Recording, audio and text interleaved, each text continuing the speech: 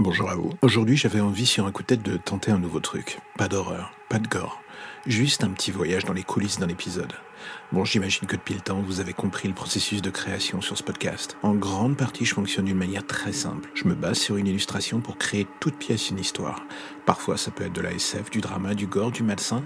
C'est toujours un peu bizarre, différent, jamais forcément cohérent, mais en quelque sorte, c'est ce qui fait la beauté de la chose, on va dire. Du coup, de temps en temps, je me dis, pourquoi pas me faire un petit retour en arrière sur un épisode et expliquer le pourquoi du comment j'ai écrit ce fameux épisode. Bon, avec pas loin de 200 épisodes, il y a de la matière. Du coup, aujourd'hui, j'ai envie de taper dans les récents. On va prendre l'épisode 174, un épisode qui se nomme « Sur un malentendu ». Si vous êtes là depuis le début, vous avez vu qu'il y a eu un changement de ton dans le podcast, un élargissement vers la fiction au sens le plus large possible. Ce 174e épisode, d'une certaine manière, touche à quelque chose que j'aime vraiment et qui en soi n'a rien à faire dans un podcast d'horreur. Le côté romantisme un peu fleur bleue, cuculapraline, dirons-nous.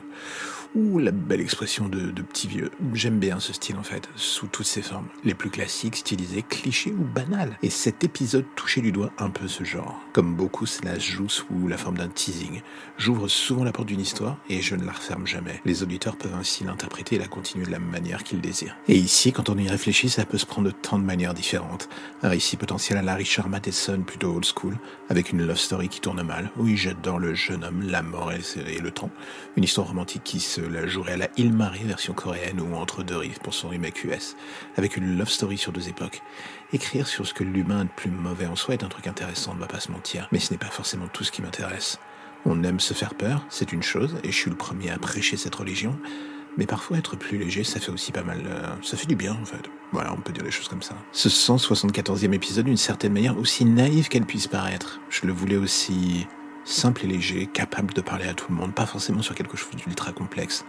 Juste une question conne que l'on peut se poser dans une relation et que l'on a tous pu avoir à un moment ou à un autre.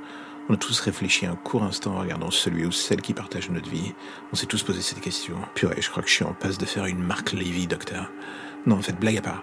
Je crois que cela fait du bien une fois de temps en temps d'écrire un truc sans pression, sans se dire qu'il faut que je fasse tout cela pour mériter mon label horreur. Ça se trouve, cela ne marchera pas, les gens trouveront cela niais. Est-ce que cela a vraiment une importance dans le fond ? C'est vraiment la question qu'on doit se poser quand on écrit ce genre de truc. Il faut savoir se faire plaisir à soi en premier, et après, si ça marche pour le public, tant mieux. Mais pas se mettre trop de pression. La base de ce projet est d'écrire sous toutes ses formes, sous tous les aspects, tout ce qui est dans ma caboche. Et ce genre précis, on le retrouve dans ce petit épisode. On verra pour la suite ce que cela donnera pour les semaines à venir ou les mois à venir. Mais en tout cas, pour l'instant, j'essaie de m'amuser, j'essaie de vous divertir et de vous emmener vers des terres un tout petit peu différentes les unes des autres. Et c'est un peu ce que j'essayais ici. Est-ce que ça a réussi ? Ça sera à vous de me le dire.